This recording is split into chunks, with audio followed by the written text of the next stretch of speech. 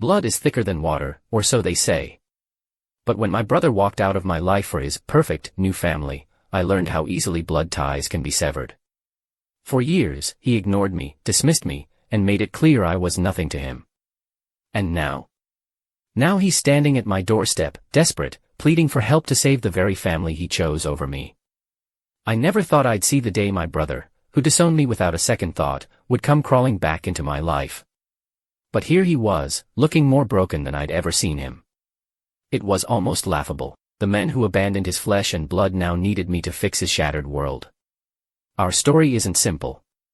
It's messy, complicated, and filled with years of betrayal, hurt, and silence. But as much as I wanted to slam the door in his face, something stopped me. Maybe it was curiosity. Maybe it was a pity. Or maybe, deep down, I wanted to hear him beg. Little did I know, what he was about to tell me would make me question everything I thought I knew about family, loyalty, and forgiveness. The foundation of the conflict. I grew up in a small town where everyone knew each other's business. My brother, Alex, and I were inseparable as kids. Being just 2 years apart, we shared everything, our dreams, secrets, and even the occasional scolding from Mom. Our bond was unshakable, or so I thought. Life wasn't perfect, but we had each other. Dad left when we were young, leaving Mom to raise us alone. She worked long hours to make ends meet, but her love and determination kept us going. I was the responsible one, always looking out for Alex. He, on the other hand, was the charming, carefree type who could talk his way out of anything. Brothers change. Things started to shift when Alex met Clara. She was everything he wasn't, polished, ambitious, and from a wealthy family. At first, I was happy for him. He deserved someone who saw the best in him.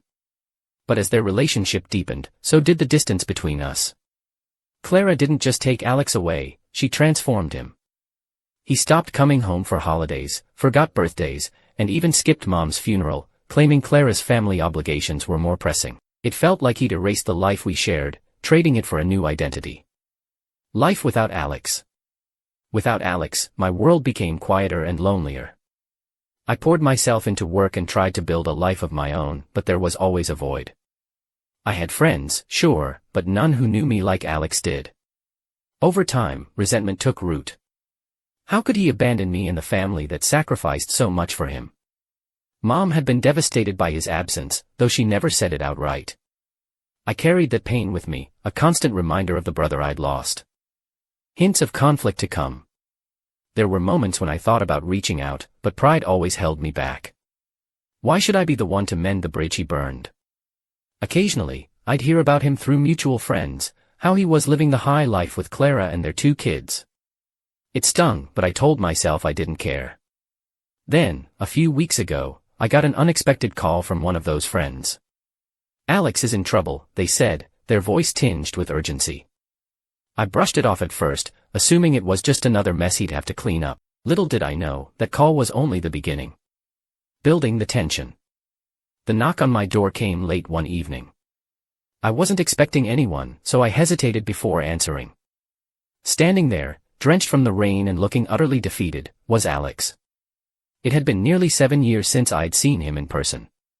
For a moment, I thought about slamming the door in his face, but curiosity got the better of me.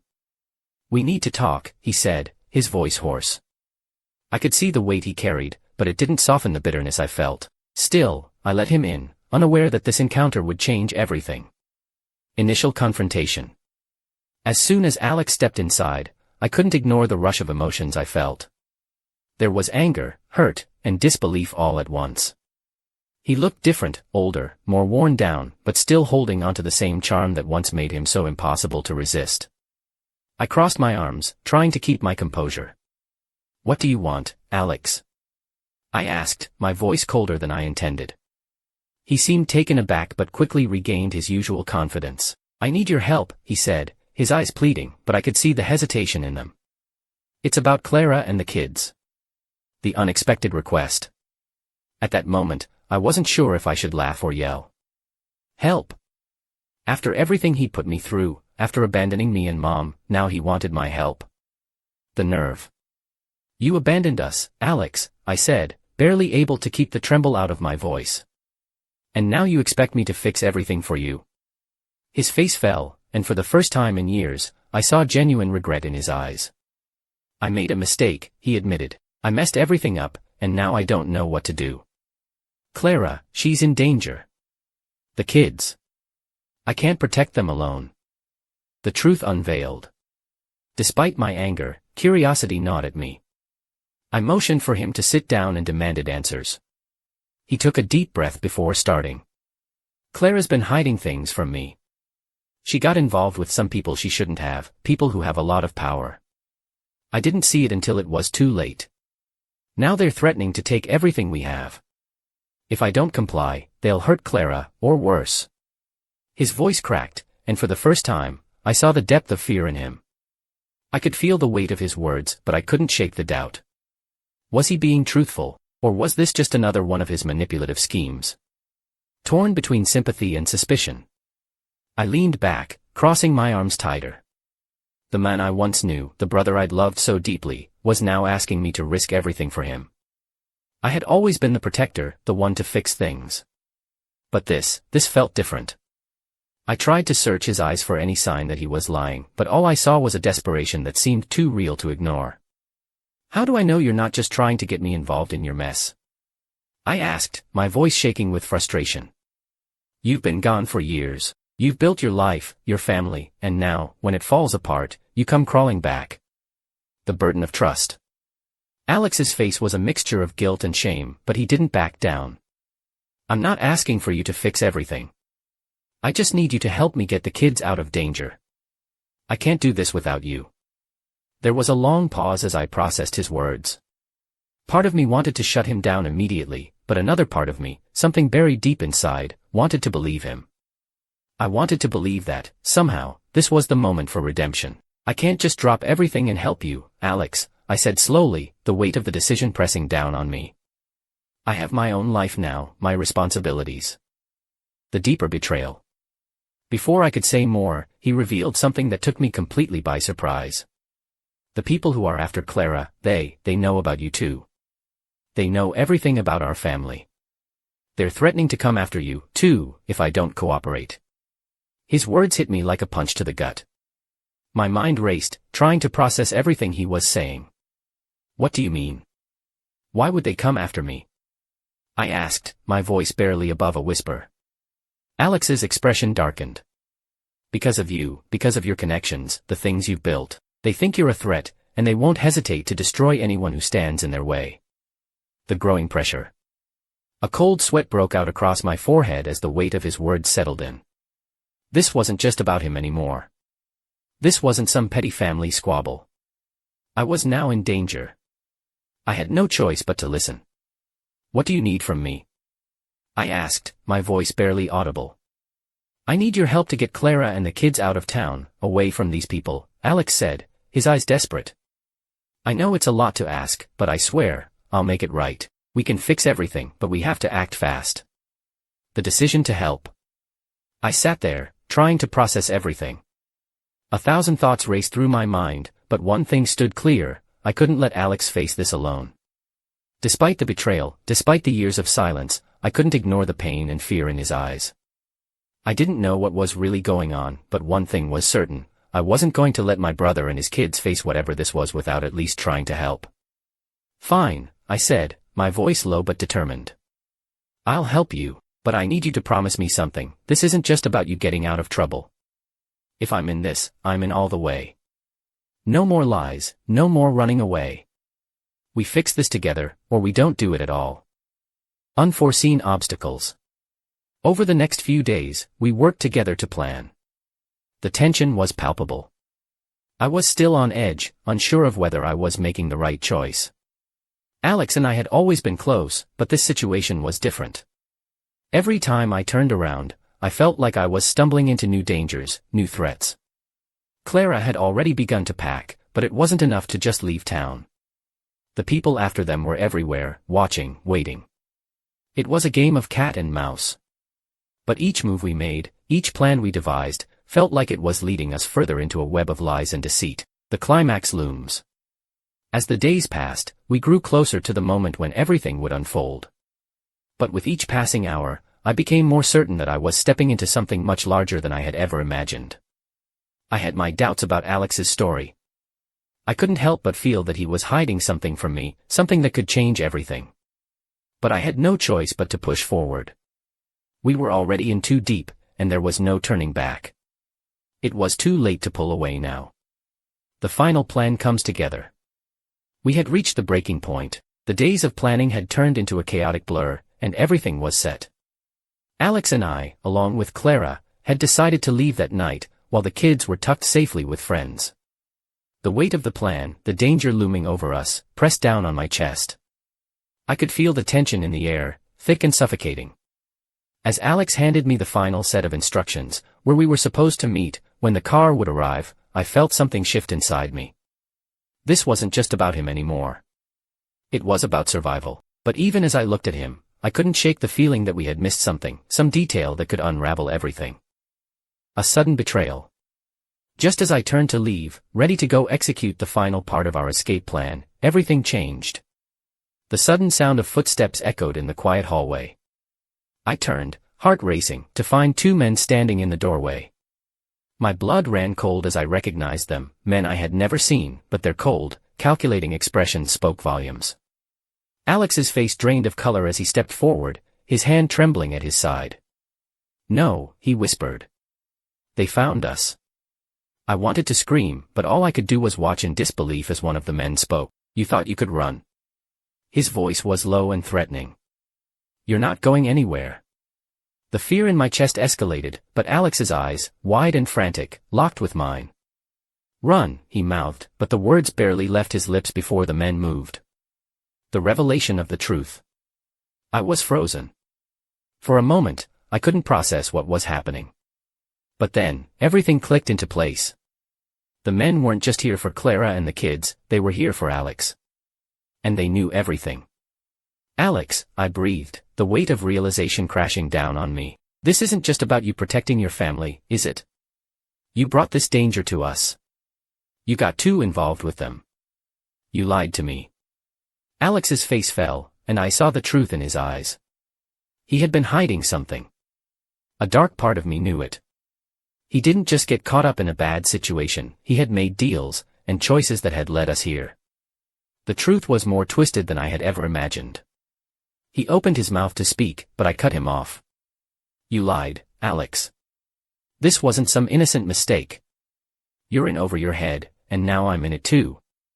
The anger in my voice was palpable. The betrayal, the years of silence, it was all coming together in this moment.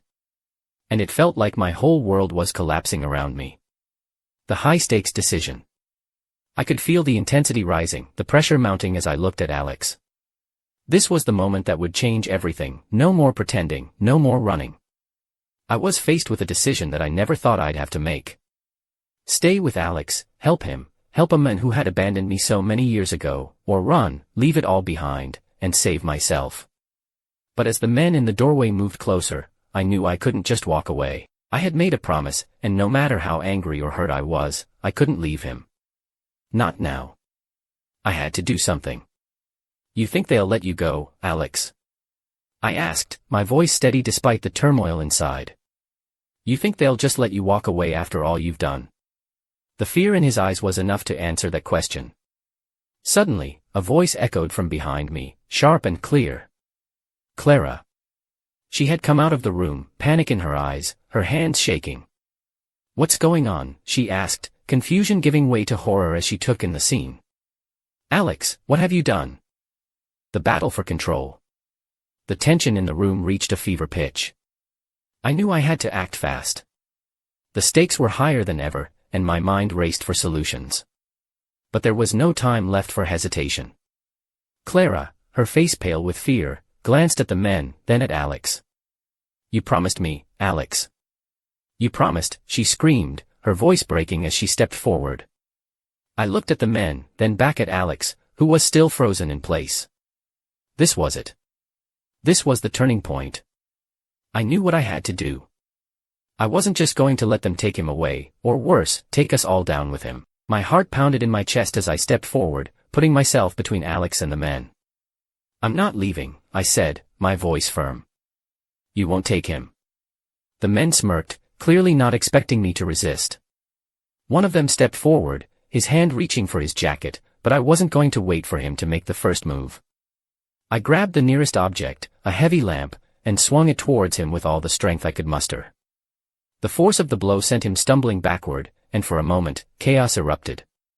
The climax unfolds. In the struggle, Clara screamed, and for a moment, everything seemed to slow down.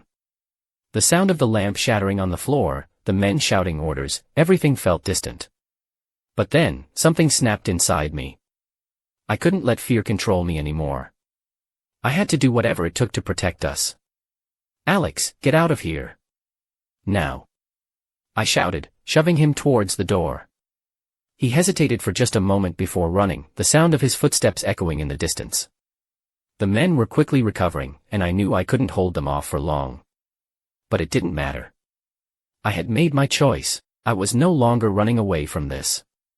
The last thing I saw before everything went dark was Clara, her face twisted in fear as she ran after Alex. I didn't know what would happen next, but I knew one thing for sure: this was no longer just about saving Alex or his family. It was about survival. The immediate fallout. The silence that followed the chaos was deafening. I was lying on the floor, blood rushing in my ears, trying to make sense of what had just happened. The fight felt like a blur, adrenaline pumping through my veins, my hands trembling from the effort. Clara had gone after Alex, and for a moment, I wasn't sure if they would come back. My body ached from the struggle, but my mind was far from still. What had I done? Was Alex safe? Had we lost everything? I forced myself to stand, though my legs felt like jelly beneath me. The men had retreated for now, but I knew it wasn't over. There was no escaping the mess we were in, no running away from the choices we had made. My eyes scanned the room, disarray, shattered glass, the remnants of our lives scattered around us like broken pieces of a puzzle that could never be put back together. The return of Alex and Clara. It was only moments later that I heard the sound of footsteps. At first, I thought it was just my mind playing tricks on me. But then, Alex appeared in the doorway. His clothes were torn, and his face was a mixture of relief and guilt. Clara stood behind him, her expression unreadable. Are you okay?" I asked, the words barely leaving my lips. Alex nodded, though his eyes were clouded with regret. I didn't want this to happen, but I had no choice. I clenched my fists, feeling the anger rising again. But this time, it wasn't directed at him. It was directed at the situation, the lies, the betrayals, and the fact that we were still caught in this mess.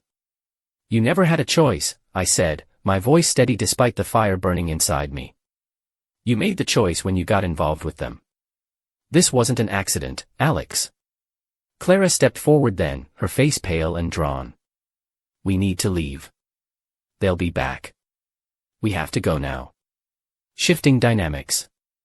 The tension between us was palpable. I could feel the distance that had grown between us over the years of resentment and betrayal, and now, we were stuck, together, but alone. Alex seemed different, lost in his guilt, while Clara was focused only on survival. We were no longer a family, no longer the close-knit unit we once were. "We don't have time to argue," Clara said sharply, snapping me out of my thoughts. "We need to go. It's not safe here anymore." I nodded, understanding the urgency. The fact was, nothing would ever be the same again. The future, whatever it held, was uncertain. But we had to survive. There was no other option now. Unexpected revelation. Just as we were about to leave, Alex turned to me, a sudden determination in his eyes. "There's something you don't know," he said, his voice strained. My heart skipped a beat. "What are you talking about?" He hesitated, glancing at Clara, who was already halfway to the door. "Before all of this happened, I was planning to leave them. I was trying to fix things, and get us out of the mess I created. But it all went wrong. The men I brought into this, well, they're connected to something much bigger than I realized. And now they're coming after us, not just for money, but for everything I know." The words hit me like a ton of bricks. The danger wasn't just about survival anymore, it was about exposure, everything Alex had hidden coming to light.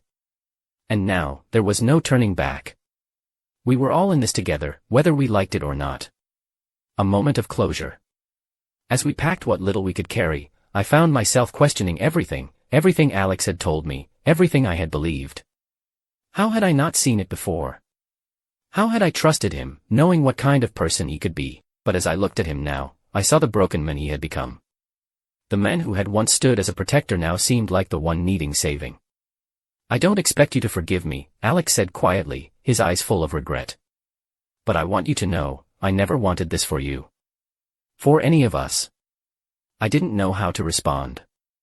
Part of me wanted to lash out, to tell him how much he had hurt me. But another part of me, maybe the part that had loved him for so long, just nodded. There were no words that could fix this. The damage was done. All that was left was the aftermath, the road ahead that would define what came next. Regaining control. As we left that place behind, the silence between us grew heavier. But something had changed. We had been brought to our lowest point, and now, as we stood on the brink of escape, there was a sense of empowerment in knowing that we had survived. The worst had happened, but we had made it through. Now, it was time to start over, to rebuild. The road ahead was unclear, but for the first time in a long while, I felt like I could breathe again. The world had given us a second chance, and maybe, just maybe, we could find a way to make it right. Reflection on the journey. As I stood on the edge of a new chapter, the weight of everything that had happened began to settle in. The dust had finally started to clear, but the scars, physical and emotional, remained. I looked at Alex and Clara, both of them changed by the turmoil we had been through. It wasn't just the fight for survival that had shifted us, but the choices we had made, the betrayals, and the truths we had uncovered along the way. I thought back to when I first found out about Alex's involvement with the wrong people, the shock, the disbelief. I never imagined it would lead us here, to this place where we had lost so much. But perhaps, in losing everything, we had found something more important, ourselves. We weren't the people we had been before the storm, but maybe that was a good thing. We were different now. Stronger, maybe. Wiser. The growth and transformation. I learned a lot through this journey, about trust, betrayal, and resilience. I learned that nothing is ever as simple as it seems, that people are complicated and flawed, and sometimes the choices they make are driven by desperation, not malice. I had learned to forgive, not just Alex, but myself, for allowing the situation to spiral so far out of control. And through it all, I had discovered a new strength within myself. The fight had tested every part of me, physically, emotionally, mentally. But in the end, I was still standing. I realized that, despite all the pain and hardship, I had the power to shape my future, to break free from the cycle of fear and doubt that had held me captive for so long. The final takeaway. The road ahead was uncertain. There was no guarantee that we wouldn't face more challenges, or that the shadows of our past wouldn't come back to haunt us. But that was okay. What mattered now was that we had learned from our mistakes, and we were ready to face whatever came next with a new perspective. As I stood there, looking at the world beyond, I understood something profound. Sometimes, you have to lose everything to gain something far more valuable: freedom, self-awareness, and a chance to rebuild from the ground up. Final line, and maybe, just maybe, the greatest journey is not the one we take to escape the past, but the one we embark on to rediscover who we are. Do you know what's worse than feeling invisible? Realizing that the people supposed to love you the most made you invisible on purpose. I'm not saying I had a bad childhood, it wasn't a horror story. I had food, clothes, and a roof over my head. But what I didn't have was the thing everyone craves: love and attention. Not when you're the older sister of a golden child. My younger sister, Emily, was perfect, or at least that's how my parents saw her. She was the type of kid who could spill spaghetti on the carpet and somehow still get praised for her creativity. Me. I could do everything right, straight A's, no trouble, keeping to myself, and all I'd hear was, "Why can't you be more like Emily?"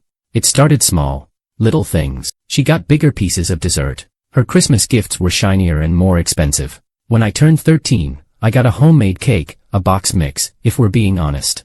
When she turned 13, she got a party with decorations, matching outfits for her and her friends, and a phone that cost more than my entire wardrobe. "She's younger," my mom would say dismissively when I tried to bring it up. "She needs us more than you do." But as time went on, I started to feel less like a family member and more like a ghost.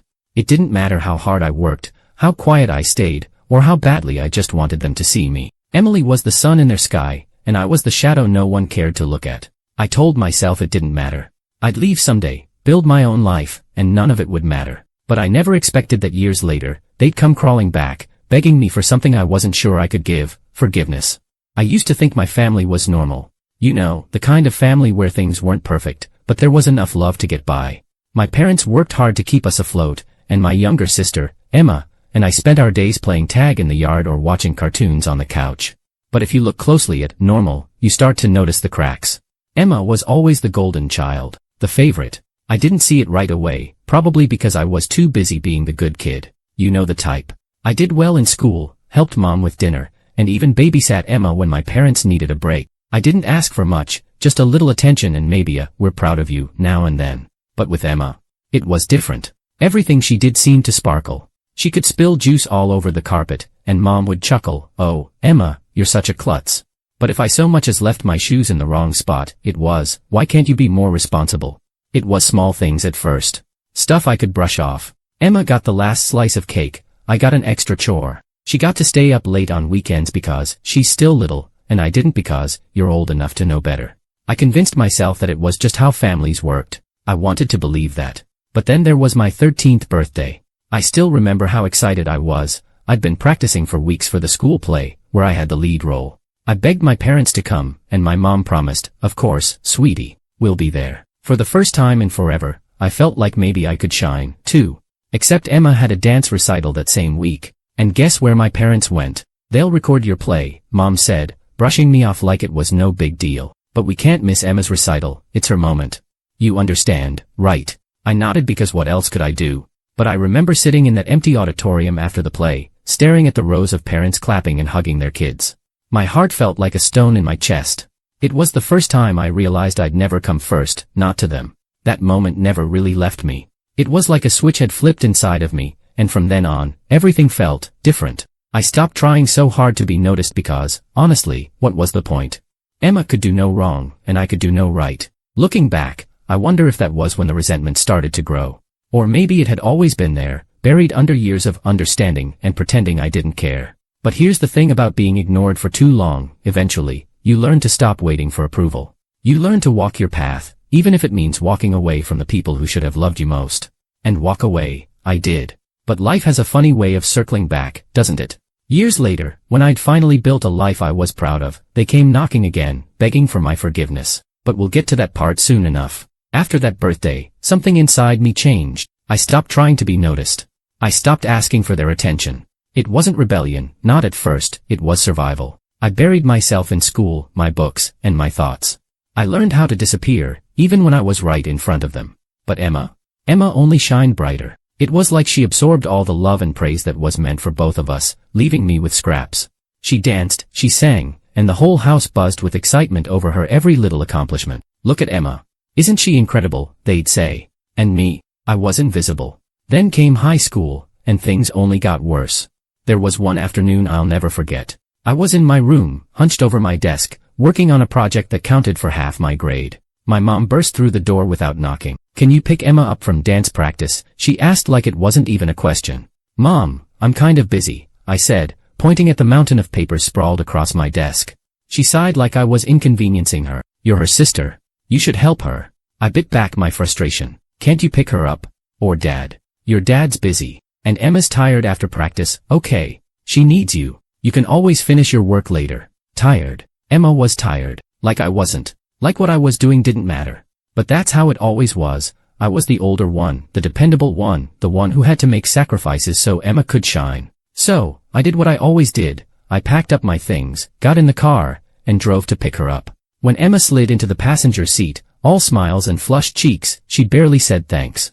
Instead, she started talking about her amazing rehearsal and how the recital was going to be huge. I just nodded, because what else was I supposed to say? But inside, I felt like a balloon slowly losing air, shrinking smaller and smaller until I was nothing at all. And then came the scholarship. I worked my ass off in high school. Straight A's, after-school jobs, and countless late nights spent studying while my parents cheered Emma on at every dance competition and recital. My hard work finally paid off when I got a letter in the mail. I'd won a scholarship to a prestigious university. A full ride. For once, I thought, this is it. This is the moment they'll finally see me. I ran into the living room, holding the letter like it was a golden ticket. "Mom, Dad, I got a scholarship. A full ride to the university." My heart was pounding with excitement. I could barely breathe. My dad looked up from his phone. That's great, honey. Great. Mom smiled a little. Oh, wow. That's impressive. I waited. I waited for them to get up, to hug me, to tell me how proud they were. But they didn't. Instead, Emma walked in, holding a flyer. Mom, Dad, guess what? My studio picked me to do the solo at the winter recital. And just like that, I was forgotten. Emma, that's amazing. Mom beamed, pulling her into a hug. Dad grinned and ruffled her hair. We knew you'd get it, sweetheart. I stood there with the letter in my hand, feeling the walls close in. My scholarship, my moment, meant nothing. I slipped out of the room before they could see the tears burning my eyes. That night, as I lay in bed staring at the ceiling, I realized something. I was never going to matter to them the way Emma did. No matter how hard I worked, no matter what I achieved, I would always come second. And the worst part?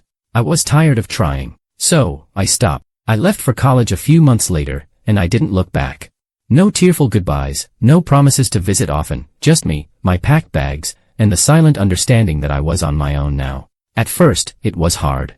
I kept waiting for them to call, to ask how I was doing, to tell me they missed me. But the phone never rang. Over time, I learned to stop waiting. I threw myself into my studies, made friends who cared about me, and slowly started to build the life I deserved. I graduated with honors, got a job at a company I loved, and worked my way up. I finally had my apartment, my car, and my peace.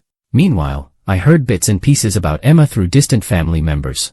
She'd quit dancing after high school, floated from job to job, and still lived at home. My parents, I heard, were struggling, money was tight, and their golden child wasn't exactly helping the situation. Part of me felt guilty for not reaching out. But a bigger part of me, the hurt part, felt justified. They'd made their choice all those years ago. They chose Emma.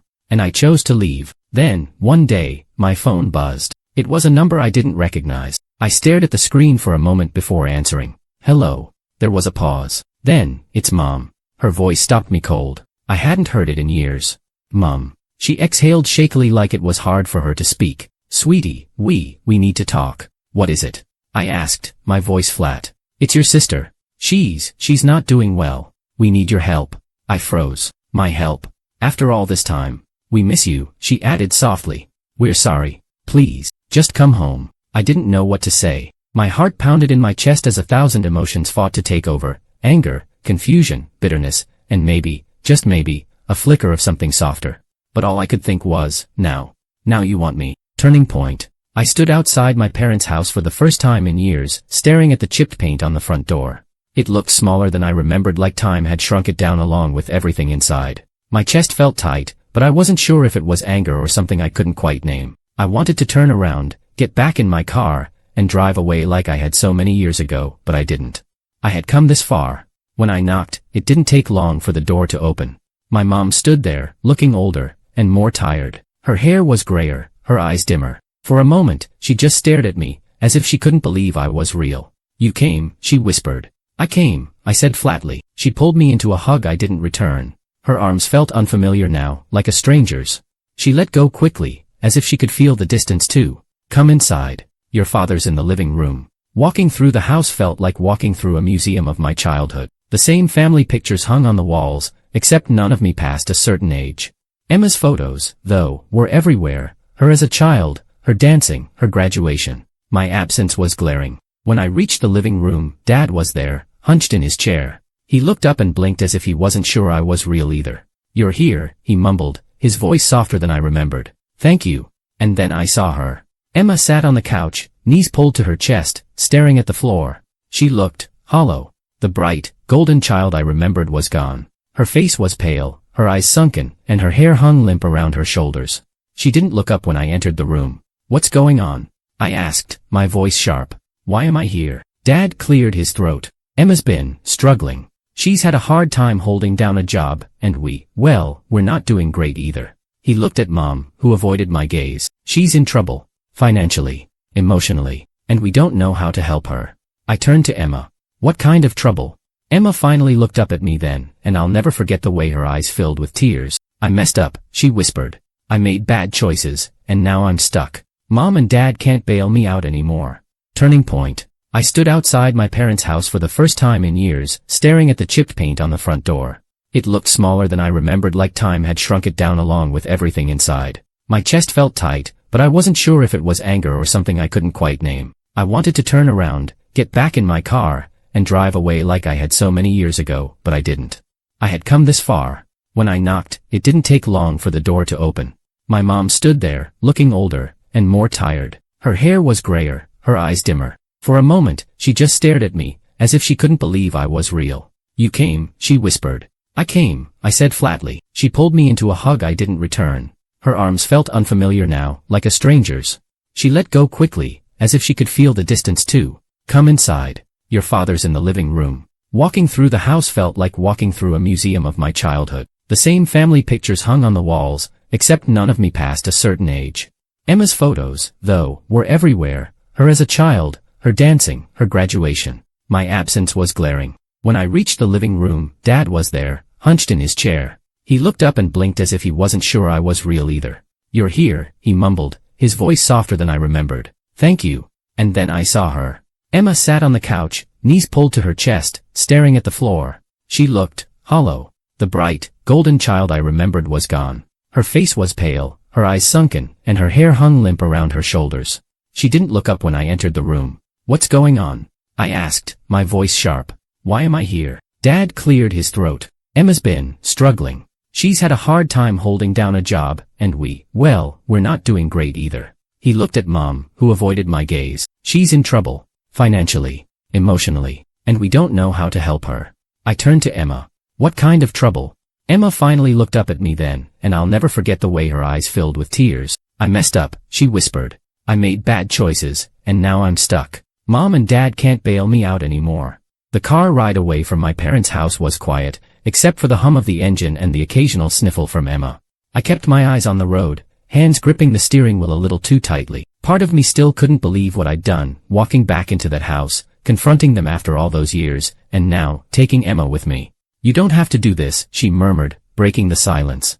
"I know," I replied, my voice steady, "but I am." Emma stared out the window, her face pale and streaked with tears. "Why? After everything, why are you helping me?" I didn't answer right away because, honestly, I wasn't sure myself. Maybe it was because I saw the same emptiness in her eyes that I used to see in my reflection. Or maybe it was because, for the first time, I realized Emma hadn't been the villain in my story. She was just a kid, like I had been, caught up in the mess my parents had created. We didn't talk much as I brought her back to my apartment. It was small but clean, filled with plants I'd managed not to kill and books that lined the shelves like old friends. "You can stay here," I said, pointing toward the couch. "At least until you figure things out." Emma looked around, her eyes wide, as though the very idea of peace and safety was foreign to her. "I don't know how to thank you," she whispered. "Don't," I said quickly. "Not yet." Over the next few days, Emma began to open up, slowly, cautiously. She told me about the mistakes she'd made, bad relationships, poor decisions, and how she'd dropped out of college when the pressure became too much. She admitted she'd let our parents carry her for years because she didn't know how to stand on her own 2 feet. "I always felt like I had to be perfect," she said one night, curled up on the couch with a blanket. "Like if I wasn't, they wouldn't love me anymore." Her words hit me harder than I expected. I had spent years thinking Emma had it all, but now I saw the truth. She'd been trapped, too. While I was ignored, she had been smothered. "Do you know what's funny?" I said, a bitter smile tugging at my lips. "I thought you were the lucky one. You got all the love, all the attention, and I resented you for it." Emma looked down at her hands. "I wish I'd known how you felt. I was so wrapped up in trying to please them, I never saw what it did to you." For the first time, I felt a weight start to lift off my chest. The anger I'd carried for so long, the resentment, the hurt, it wasn't gone, but it didn't feel as heavy anymore. Emma wasn't my enemy. She never had been. A week later, my mom called. I didn't answer the first time or the second, but on the third, I picked up. "Hello." "Hi, sweetie," she said, her voice hesitant. "How's Emma?" "She's fine," I replied curtly. There was a pause. We're sorry for everything. For the way we treated you. We didn't realize how much we hurt you until you left." "Years too late," I said coldly. "I know," she whispered, "but we want to make things right. Can you give us a chance?" I closed my eyes, my chest tightening. For so long, I had wanted to hear those words. I had dreamed about this exact moment, my parents finally realizing what they'd done, apologizing, begging me to forgive them. But now that it was here, it felt hollow. "You don't get to fix this with an apology," I said finally. "Some things can't be undone. Please, just think about it," she said softly. "We love you. We always have." I hung up without saying goodbye. That night, I sat with Emma at the kitchen table, both of us eating takeout from cartons. She looked up at me and said, "Are you going to forgive them?" I stared at my food, thinking, I don't know. Maybe someday. But not for them, for me. Emma nodded, as if she understood. I think that's fair. At that moment, I realized something. Forgiveness isn't about letting them off the hook. It's about freeing yourself from the chains of the past. For the first time in years, I felt like I had a choice, a chance to decide what came next. And for now, that was enough. Over the next few weeks, life settled into an uneasy rhythm. Emma started looking for jobs, and for the first time, she seemed determined to stand on her own. It wasn't easy for her. She stumbled, doubted herself, and sometimes needed me to nudge her forward. But she was trying, and that was more than I'd ever seen before. As for me, I found myself thinking less about the past and more about the future. The anger I'd carried for so long didn't vanish overnight, but it began to fade, replaced by something quieter. Not peace, exactly, but the beginning of it. One evening, Emma and I sat together in the living room. She had just returned from a promising job interview, her face glowing with nerves and hope. "Do you think I can do this?" she asked, looking at me like I held all the answers. "You already are," I said, smiling for the first time in years. Emma reached over and squeezed my hand. "Thank you. For everything."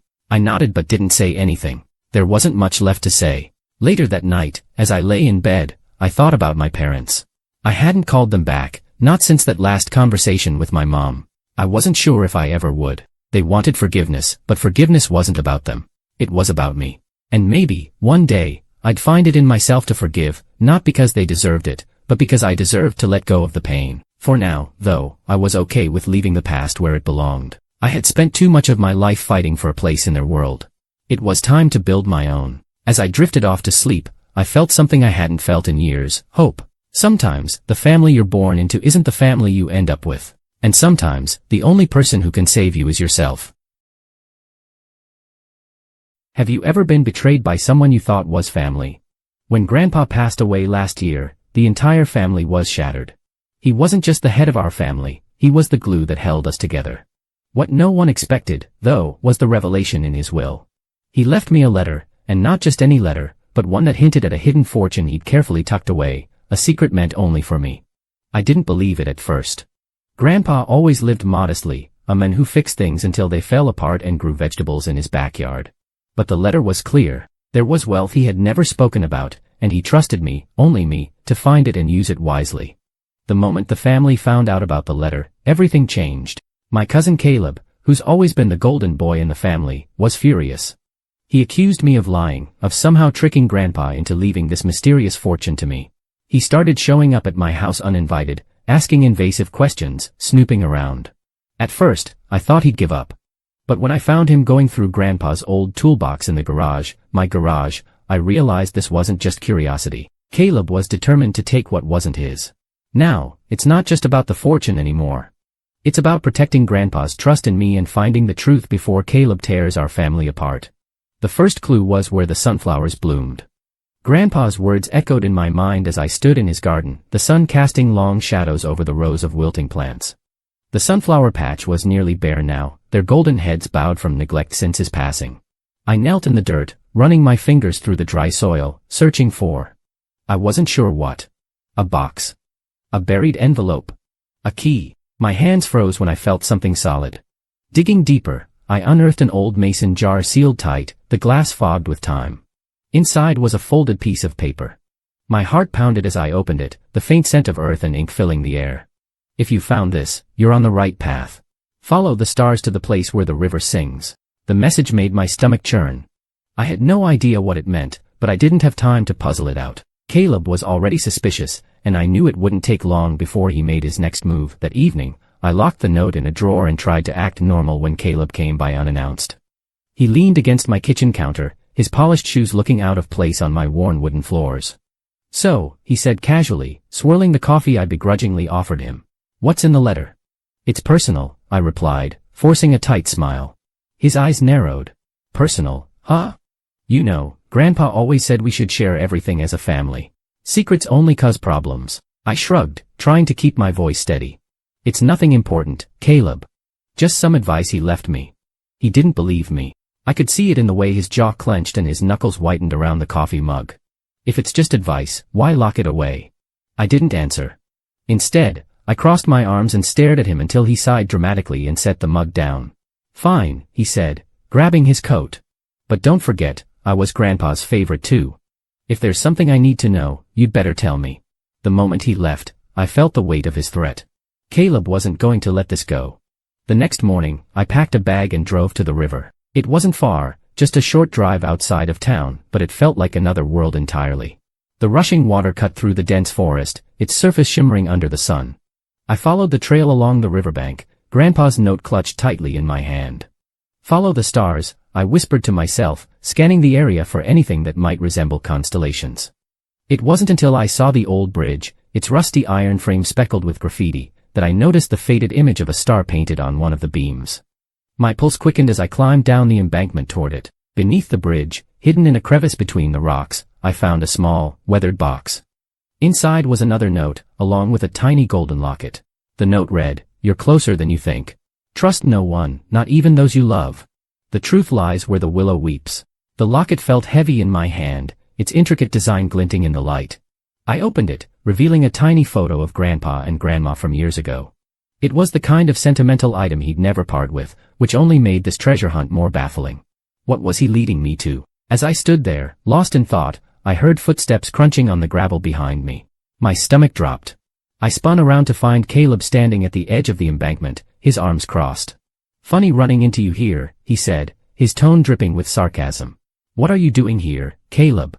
I asked, slipping the locket into my pocket and closing the box. "I could ask you the same thing," he said, descending the slope toward me. "You're not exactly dressed for a hike."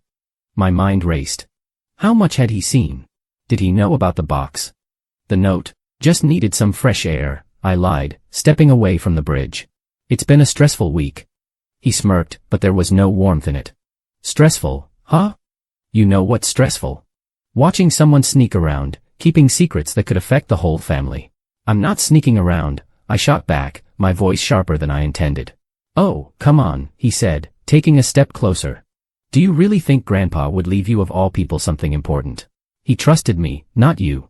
His words stung, but I didn't let it show. Maybe he trusted the person who actually spent time with him instead of using him as a photo op, I said coldly. That hit a nerve. Caleb's smug expression twisted into a scowl, and for a moment, I thought he might lash out. Instead, he took a deep breath and forced a tight smile. "Enjoy your fresh air," he said, his voice low and menacing. "But don't think for a second that I'm letting you keep whatever it is Grandpa left behind. You're not smart enough to figure it out anyway." I waited until he was out of sight before collapsing onto the rocks, my hands trembling. This was worse than I thought. Caleb wasn't just suspicious, he was determined, and I didn't know how far he'd go to get what he wanted. Back at home, I tried to piece everything together. The clues Grandpa left me felt like fragments of a puzzle, and the growing tension with Caleb was making it harder to focus. What did he mean by, "where the willow weeps"? That night, I couldn't sleep. Every noise outside my window made me jump, every shadow felt like a threat. By the time morning came, I decided I couldn't stay here anymore, not with Caleb watching my every move. If I was going to figure out Grandpa's secret, I needed to stay one step ahead of him. I packed my things and left town, heading toward the only place I could think of, the old park where Grandpa used to take me when I was a kid. At the center of it was a massive willow tree, its branches draping down like a curtain. It was one of Grandpa's favorite spots, and I hoped it held the answers I needed. As I approached the tree, I couldn't shake the feeling that I was being followed. I kept glancing over my shoulder, but the path was empty. Still, my instincts screamed that Caleb wasn't far behind. Beneath the willow's sweeping branches, I found another hidden compartment in the trunk, a small hollow sealed with a wooden panel. Inside was yet another note, this one longer and more cryptic. "If you've come this far, you're stronger than I ever imagined. The truth is buried in the place where it all began. Protect it with your life, because they'll stop at nothing to take it." My heart raced as I read the words. The place where it all began. Grandpa's farmhouse. Or was it something deeper, something even I didn't know about? Before I could think further, a twig snapped behind me. I turned just in time to see Caleb emerge from the shadows, his face dark with anger. "You're not going anywhere," he said. His voice was low and cold, like a predator closing in on its prey. I took a step back, the note clutched tightly in my trembling hands. The towering willow cast long shadows around us, its branches swaying gently in the breeze, a stark contrast to the storm brewing between us. "Caleb, you don't understand," I said, trying to steady my voice. "This isn't about you or the family. Grandpa trusted me. Trusted you, he barked out a laugh, but there was no humor in it. Grandpa didn't trust anyone. If he left you clues, it's only because he knew you'd be naive enough to do all the dirty work for him. The words hit like a slap. Caleb wasn't just here out of curiosity or greed, he was here to take whatever Grandpa had left behind, no matter the cost. Move, he demanded, stepping closer. His tone was sharp and commanding, as if I were nothing more than an obstacle in his path. I shook my head, my back pressing against the rough bark of the willow. No. I'm not letting you take this from me. His eyes darkened, and for the first time, I saw a flicker of desperation behind his bravado. You think you can stop me, he sneered.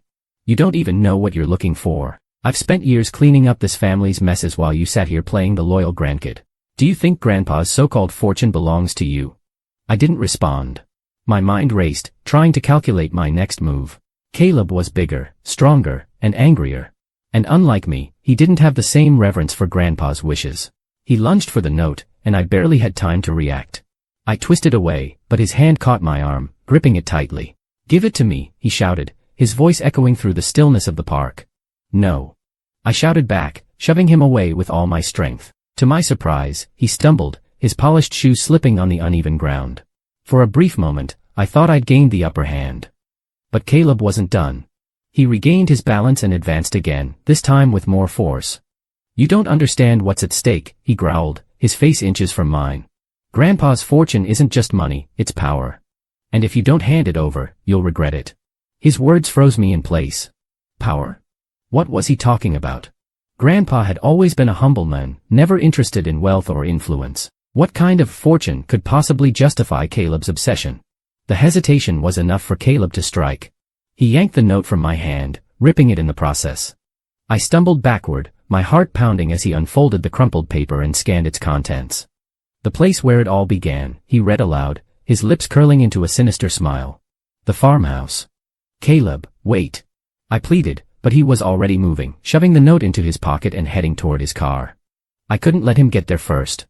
Whatever Grandpa had hidden, it wasn't meant for Caleb. I sprinted after him, adrenaline surging through my veins. You don't know what you're doing. I shouted, but he ignored me. By the time I reached my car, Caleb's taillights were already disappearing down the road. Panic clawed at my chest as I fumbled with my keys, tears blurring my vision. I had to stop him. The drive to the farmhouse felt like an eternity. My hands gripped the steering wheel so tightly they ached, and my mind raced with worst-case scenarios. If Caleb found the treasure first, what would he do with it? What would it do to the family? When I finally arrived, the farmhouse loomed in the distance, its silhouette stark against the fading light of dusk. Caleb's car was already parked haphazardly near the front porch, the driver's side door flung open.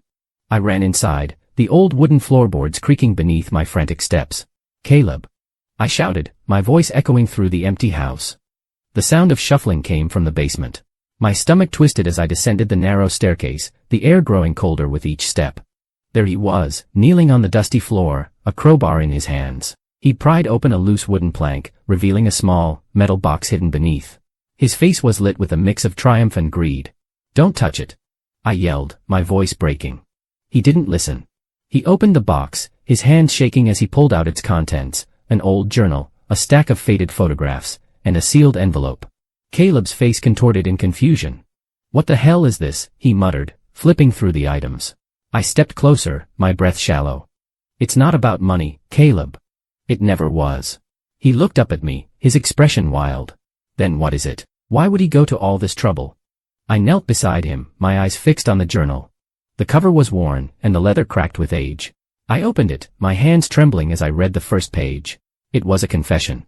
Grandpa had uncovered a dark secret about our family years ago, something that explained the tension, the distrust, and the carefully guarded silences. He'd hidden the truth, not out of fear, but to protect us. This. I whispered, my voice thick with emotion. This is what he wanted to keep safe. Caleb's shoulders slumped, the fight draining out of him. For the first time, he looked lost, like a man who had been chasing a mirage. Why didn't he just tell us? He asked, his voice barely audible. Because he knew it would destroy us, I said, closing the journal. We sat there in the dim light of the basement, the weight of Grandpa's secret pressing down on us both. The treasure wasn't gold or jewels, it was the truth. And now, we had to decide what to do with it. The journal sat between Caleb and me, a heavy reminder of the secrets we'd uncovered. The air in the basement was thick with the weight of Grandpa's confession, and for a long time, neither of us spoke. Caleb was still staring at the pages, his eyes lost in the words that had shattered everything he thought he knew about our family. I wanted to say something, anything, to ease the tension, but there were no words for this. What could I say to him now, after everything? Finally, Caleb let out a breath and closed the journal, his hands trembling. I didn't know, he whispered, his voice cracked with a mix of anger and regret. I thought I was doing this for the family, for us, but I didn't know. I know, I said quietly. None of us did. Grandpa kept this secret for a reason. He wanted us to live with the truth, but he didn't want it to destroy us in the process. He nodded, but there was no fire in his eyes anymore, just a flicker of the person I had once known. He seemed smaller now, deflated as if the weight of the family's history had crushed him under its burden. After a long silence, I stood up, wiping the dust from my jeans. We can't change what happened, I said, my voice firm. But we can decide what happens next. We don't have to keep hiding from the truth. Caleb looked up at me, his eyes heavy with guilt. And what do we do with it? What happens to all this mess? I didn't have an answer right away. But I did know one thing, we couldn't let this secret tear us apart like it had with Grandpa. For all his wisdom, he'd kept us in the dark to protect us from something much worse than the truth itself. And now, it was our turn to carry the weight, together.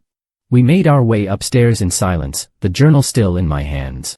The house seemed so much emptier without Grandpa's presence, the once warm and welcoming rooms now cold and foreign. I hadn't realized until then how much I'd come to rely on his steady, grounding presence in my life. We found ourselves sitting in the living room, where Grandpa's favorite chair sat beside the fireplace. Caleb glanced at it briefly, then turned his gaze to me, his expression guarded. You're right. We can't hide from it. But how do we even begin to fix this? The question hung in the air, unanswered, but there was a glimmer of something, hope, maybe, that I hadn't expected. Caleb wasn't demanding control anymore. For the first time, it felt like he was listening. I think the first step is talking, I said, my voice more confident now. We've been keeping things buried for so long, and look where it's gotten us. But if we're going to move forward, we have to come together and face the truth as a family. We can't just let this continue to destroy us. Caleb didn't respond right away, but his eyes softened, and for a moment, I could almost see the old Caleb, the one who didn't need to manipulate people to feel in control. The next few days were a blur of phone calls and family meetings. Caleb and I both knew that the rest of the family needed to hear the truth, and we knew it wasn't going to be easy. Some of them were too proud to admit they'd been wrong, and others were too afraid of the fallout to face what Grandpa had left behind. The hardest part was telling Mom. She hadn't been as close to Grandpa in recent years, but she'd always assumed she knew him better than anyone else. When I told her about the journal, about the dark secret Grandpa had kept from the rest of us, her face twisted in disbelief. This isn't possible, she said, her voice shaking. Your grandfather was always honest. He wouldn't keep something like this hidden from us. You must be mistaken. But the more I spoke, the more her defenses crumbled. Slowly, painfully, she began to see that I wasn't lying, that Grandpa had chosen to protect us from a truth too heavy to bear. When the family gathered in the living room, the tension was palpable. No one knew quite what to say, but the weight of the journal, and the words it contained, hung over us all. It wasn't easy. Some of my uncles and aunts didn't want to accept what Grandpa had done. But eventually, they came around. The truth was undeniable, and while it hurt, there was something almost cathartic in finally confronting it. The hardest part of all was realizing how much we'd let our family break apart over the years. Grandpa had kept us together, but now it was up to us to rebuild the bonds we'd let slip.